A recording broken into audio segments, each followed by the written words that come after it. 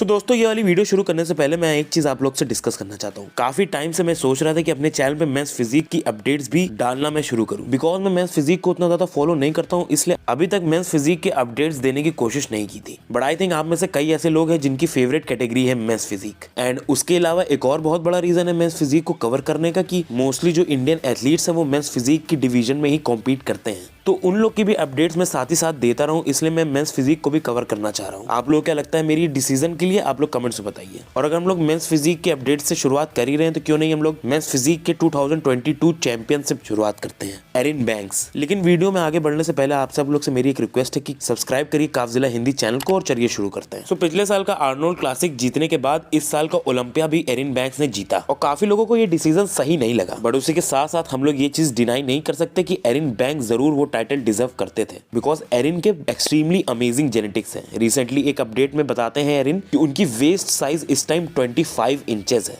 25 inch की कमर literally कुछ भी नहीं होती है, आपके दोनों हाथों के बीच में आ जाएगी 25 इंच की कमर। और इस अपडेट में एरिन अपनी पूरी फिजिक को दिखा रहे हैं, इंक्लूडिंग हिज लेग्स। वैसे तो मेन फिजिक में लेग्स का उतना कुछ मतलब नहीं होता है, लेकिन फिर भी यहाँ पे लेग्स काफी अच्छे हैं एरिन के। हाँ, अब अपर बॉडी की लेवल के तो कहीं नहीं है, because upper body he main होती है मेंस फिजिक में, एंड अपर बॉडी में कहीं भी कमी नहीं लग रही है एरिन की। 2 दिन में उतरेंगे आर्नोल्ड क्लासिक का अपना टाइटल डिफेंड करने के लिए, एंड मेरे हिसाब से बहुत ही इजीली 2 टाइम्स चैंपियन होने वाले हैं एरिन बैंक्स। आप लोग क्या लगता है, आप लोग कमेंट्स में बताइए। पिछले 2 ऑन सीजन से लगातार कॉम्पीट करते हुए आ रहे अर्श बिना ब्रेक लिए, एंड आई थिंक अर्श को एक हैवी ऑफ सीजन लेना चाहिए इसके बाद, जिसमें अपनी फिजिक पे वो अल्टीमेटली बहुत ज्यादा इंप्रूवमेंट करें, बिकॉज कॉन्टिन्यूअसली कॉम्पीट करते करते कहीं ना कहीं बहुत ज्यादा ये प्रोसेस टायरिंग हो जाता है। एंड एक बॉडी बिल्डर अगर permanently on season on mode में रह रहा है तो उसकी फिजिक को प्रोग्रेस करना in terms of muscle mass बहुत ही ज्यादा मुश्किल होगा। एंड पिछले 2 सालों में बहुत ही मार्जिनल डिफरेंस हम लोग को दिखा है अर्श की फिजिक में, बिकॉज आई थिंक कहीं ना कहीं अर्श खुद की ही पोटेंशियल रोक रहे हैं। आई थिंक अर्श खुद ही को रोक रहे हैं और बेहतर होने से बार बार कॉम्पीट करने की वजह से। एंड आई थिंक अर्श ने अभी तक उम्मीद नहीं दी है इस बात की कि वो रमोन को यहाँ डिफीट कर पाएंगे, लेकिन अगर यहाँ पे हम लोग अर्श की फिजिक देखें तो आई थिंक पहले से ज्यादा फुल जरूर लग रहे हैं वो यहाँ पे। मोस्ट प्रोबेबली यहाँ पे अर्श और उनके कोच की जो स्ट्रेटेजी होगी वो यही होगी कि अर्श को रमोन के साथ साइज में मैच कराना है, नहीं तो फिर रमोन बहुत ही ओवरवेलमिंग तरीके से जीत जाते हैं। बट आई थिंक यहाँ पे अर्श इस टाइम और ज्यादा कोशिश कर रहा है अपनी फिजिक को फुल करने की, जिससे वो टक्कर दे पाए रमोन की फिजिक को और उनके बगल में खड़े रह पाए। बट यहाँ पे हम लोग उनकी फिजिक देख के कुछ भी गारंटी नहीं कह सकते हैं। अभी हम लोग को 2 दिन के अंदर पता ही चलने वाला है कि कौन किस पे भारी पड़ेगा।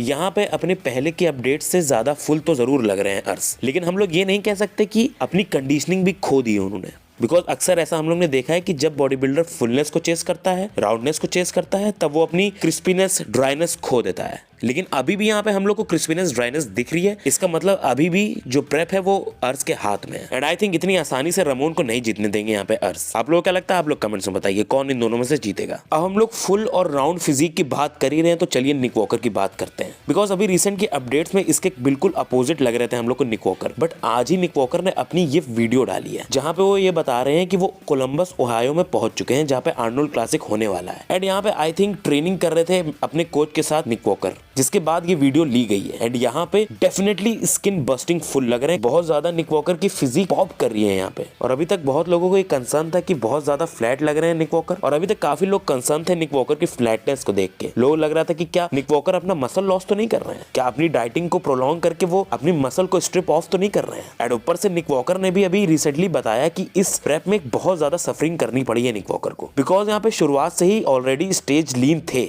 यहाँ पे अब उनको ऑल लीन होने के बजाय उनको वही चीज मेंटेन करके रखनी थी, और इतना कम बॉडी फैट इतने बड़े बॉडी बिल्डर पे मेंटेन करके रखना ये बहुत ही मुश्किल होगा। मैं यहाँ पे सच बताऊं तो काफी ज्यादा फार्मास्यूटिकल्स का भी इस्तेमाल किया है निक वॉकर ने, बिकॉज ऐसी थिकली डेवलप फिजिक को इतने लो बॉडी फैट में मेंटेन करने के लिए आपको बहुत ही हाई ईडीज की डोजेजेस पे रहना ही रहना है। और मैं ये होप करता हूँ कि यहाँ पे निक वॉकर की हेल्थ को इतना ज्यादा फर्क ना पड़ रहा हो, यहाँ पे निक वॉकर की हेल्थ अभी भी अच्छी हो। अब यहाँ से निक वॉकर का सबसे बड़ा जो टास्क है वो यही होगा कि इसी कंडीशन को, इसी हार्ड लुक को, इसी फुलनेस को, बेसिकली ये सेम लुक को वो स्टेज पे रिपीट कर पाए। एंड आई थिंक बहुत ही इजीली कर लेंगे यहाँ पे निक वॉकर, बिकॉज निक वॉकर ज्यादा गलती करने वाले एथलीट्स में से नहीं है। एक सेट प्लान, एक प्रॉपर स्ट्रक्चर पे रहते हैं निक वॉकर, और हर बार अपनी कंसिस्टेंट अमेजिंग फिजिक दिखाते हैं। खैर आप लोग क्या लगता है, कोई भी चांस है यहाँ पे निक वॉकर के शो हारने का? कमेंट्स बताइए। सो अभी कुछ टाइम पहले हंटर लब्राडा ने अपने यूट्यूब चैनल पे एक वीडियो अपलोड की थी जहाँ पे उन्होंने ये बताया था हम लोग को कि आखिर क्या क्या गलतियां हुई थी उनकी प्रेप के दौरान, और स्टेज पे उतरने से पहले किन किन परिस्थितियों का सामना करना पड़ा था उनको। और मैंने वो पूरा टॉपिक कवर किया था, तो अगर आप लोग को पूरा टॉपिक देखना है तो उसकी वीडियो की लिंक डिस्क्रिप्शन में होगी, आप लोग देख सकते हैं। और उसी वीडियो में हंटर लब्राडा ने ये भी बोला था कि इस साल वो 2 शोज में कॉम्पीट करेंगे। एंड फाइनली हम लोग को बता दिया है हंटर लब्राडा ने कि कौन से वो 2 शो होने वाले हैं। हंटर लब्राडा इंस्टाग्राम पे अपनी स्टोरी लगाते हैं जहाँ पे वो बताते हैं कि इस साल वो टेम्पा और टेक्सास दोनों शोज में कॉम्पीट करेंगे। वैसे तो ये राज हंटर लब्राडा ने खुद नहीं खोला है, यहाँ पे ये सीक्रेट को रिवील किया था हंटर लब्राडा के फादर ली लब्राडा ने डेनिस जेम्स की मेनेस पॉडकास्ट में। और सच बताऊं तो हंटर लब्राडा को इस साल बहुत लोगों को प्रूफ करना है, बिकॉज अब काफी लोग हंटर लब्राडा को वो टॉप बॉडी बिल्डर नहीं मान रहे हैं। अब ज्यादातर लोग सबसे बेस्ट बॉडी बिल्डर में हंटर लब्राडा का नाम नहीं लेना चाह रहे हैं। एंड आई थिंक इसका रीजन उनकी फिजिक नहीं थी, इसका सबसे बड़ा रीजन था उनके किए हुए प्रोमिसेस को ना पूरा करना। आई थिंक हंटर ने बहुत प्रोमिसेस किए थे अपनी फिजिक को इंप्रूव करने के, जो कि उन्होंने पूरे नहीं किए। हंटर को अपनी बैक में इंप्रूवमेंट करनी थी, हम लोग को हंटर की बैक में इंप्रूवमेंट नहीं दिखी। हंटर को अपना गट सही करना था, हम लोग को हंटर का गट सही नहीं दिखा। एंड इस ऑफ सीजन में यही सब गलतियों को वापस से रिपीट नहीं करना चाहेंगे। वो इस ऑफ सीजन में जी जान लगा के हंटर लब्राडा वापस से वो टॉप बॉडी बिल्डर्स की कन्वर्सेशन में जुड़ना चाहेंगे। एंड हंटर लब्राडा ने उस वीडियो में ये भी बताया था कि इस बार प्रेप के दौरान उनकी मसल लॉस हुई थी। And I think Hunter Labrada यहाँ पे बहाना बनाने के बजाय जेन्युइन थे, बिकॉज हंटर लब्राडा ने रिसेंटली अपनी जिम पोजिंग की वीडियो अपलोड की है जहाँ पे 280 से अपना ऑफ सीजन की शुरुआत कर रहे हैं वो। And to be very honest, यहाँ पे हम लोग ओलंपिया से ज्यादा मसल मास देख सकते हैं। बट आई थिंक यहाँ पे बिगेस्ट प्रॉब्लम हंटर लब्राडा का ऑफ सीजन नहीं था। आई थिंक यहाँ पे सबसे बड़ी प्रॉब्लम उनका ऑन सीजन था, उनकी प्रेप थी। और इस ऑफ सीजन में इंप्रूवमेंट के साथ साथ अपना पीक भी फिगर आउट करना चाहेंगे, इसीलिए इस साल वो 2 शोज में कॉम्पीट कर रहे हैं और अपने गट इश्यूज पे भी काम कर रहे हैं यहाँ पे हंटर लब्राडा। जैसे कि हम लोग इस फोटो में देख सकते हैं, यहाँ पे वैक्यूम कर रहे हैं हंटर, जिसमें काफी इंप्रेसिव लग रहे हैं। सच बताऊं तो ऐसे बड़े मास मॉन्स्टर पे ऐसी डीप वैक्यूम काफी एक्स्ट्राऑर्डिनरी लग रही है, टू बी वेरी ऑनेस्ट। खैर, आप लोगों को क्या लगता है कि हंटर लब्राडा का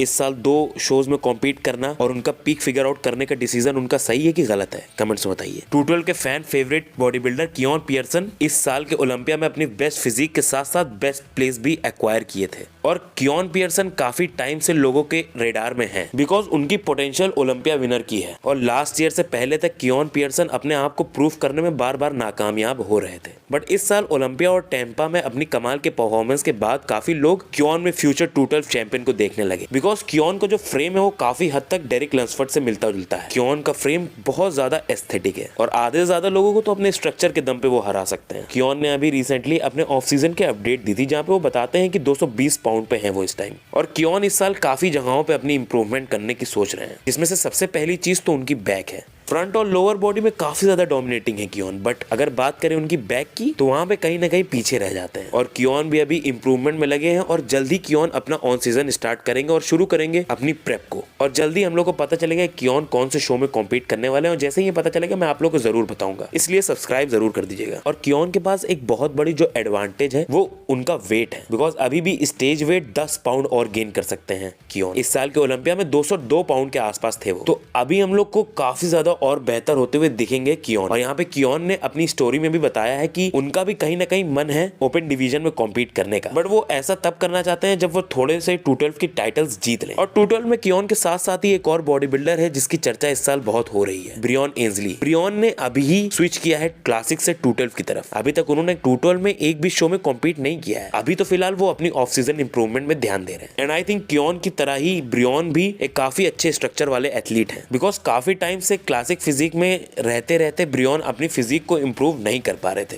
बिकॉज हर साल 180 पाउंड तक पहुंचना होता है ब्रियॉन एंजली को, और उसमें अपनी फैट लॉस के साथ काफी मसल लॉस भी कर दिया करते हैं ब्रियॉन। ब्रियॉन की ये एक बहुत ही अच्छी डिसीजन थी, बिकॉज एक डिवीजन में, जिस डिवीजन में आप ग्रो ही नहीं कर पा रहे हैं, आप इंप्रूव ही नहीं कर पा रहे हैं, उस डिवीजन में कॉम्पीट करने का मुझे नहीं लगता कोई फायदा है, बिकॉज वहां आप अपने हार्डवर्क पे नहीं अपने लक पे ज्यादा डिपेंडेंट रहेंगे। बिकॉज वहां पे फिर आपको ये उम्मीद में बैठना होगा कि आप तो जैसे आएंगे वो ठीक है, लेकिन दूसरे एथलीट आपसे वर्ष आए, तब जाके आपको उन लोग के ऊपर प्लेस करने का मौका मिलेगा। एंड आई थिंक अब ब्रियॉन अपने हाथ में कमांड लेना चाहते हैं अपने करियर की, बिकॉज उनका करियर भी अब ज्यादा टाइम का बचा नहीं है। एंड आई थिंक यहाँ पे बहुत कुछ अच्छा कर सकते हैं ब्रियॉन 212 डिवीजन में, और ऑफ सीजन मोड में अपनी फिजिक को काफी ज्यादा इंप्रूव करने की देख रहे हैं यहाँ पे ब्रियॉन। एंड आई थिंक अगर ब्रियॉन इनफ इंप्रूव हो गए तो मे बी 212 में ब्रियॉन टॉप कंटेंडर जरूर हो जाएंगे। खैर, आप लोग को वीडियो कैसी लगी आप लोग कमेंट्स में बताइए। वीडियो को लाइक करना ना भूले, चैनल को सब्सक्राइब करना ना भूले और बेल आइकन ना दबाना भूले। चलिए आज की वीडियो को यहीं खत्म करते हैं, मिलेंगे आपसे अगली वीडियो में, तब तक के लिए बाय।